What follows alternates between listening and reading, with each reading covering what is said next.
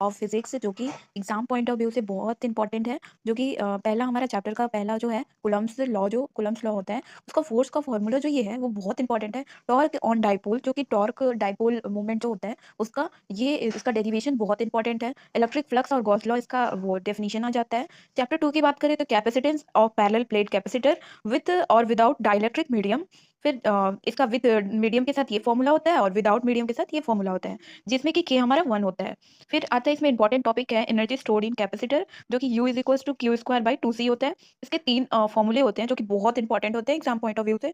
फिर तीसरा हमारा है चैप्टर 3 किरचॉफ्स रूल्स होता है। और फिर कॉम्बिनेशन ये व्हिटस्टोन ब्रीज और ईएमएफ और कॉम्बिनेशन ऑफ सेल, ये बहुत इंपॉर्टेंट है। ईएमएफ निकालने के लिए आते हैं हमारे न्यूमेरिकल्स में। ये हमारा चैप्टर नंबर 4 है। इसमें बायो सेवर्ट लॉ, जो कि हमारा मोस्ट इंपॉर्टेंट लॉ है, इससे बहुत सारे न्यूमेरिकल्स आते हैं। DV mu naught by 4 pi I DL R by R cube, ये। और फिर एम्पियर सर्क्यूटल लॉ एंड इस एप्लीकेशन, इसका एप्लीकेशन बहुत इंपॉर्टेंट है। इसका फॉर्मूला होता है बी डॉट। फिर अगला टॉपिक है हमारा torque due two rectangular lab, जिसका फॉर्मूला होता है एम इंटू बी। और लास्ट टॉपिक है हमारा कन्वर्जन ऑफ गैल्वेनोमीटर, जो कि ये मोस्ट इंपॉर्टेंट टॉपिक है। फिर तीसरा हमारा पांचवा जो लेसन है मैग्नेटिज्म एंड मैटर, इसके कुछ इंपॉर्टेंट टॉपिक्स। पहला है हमारा प्रॉपर्टीज ऑफ फेरोमैग्नेटिक, पैरामैग्नेटिक और डाईमैग्नेटिक। ये प्रॉपर्टीज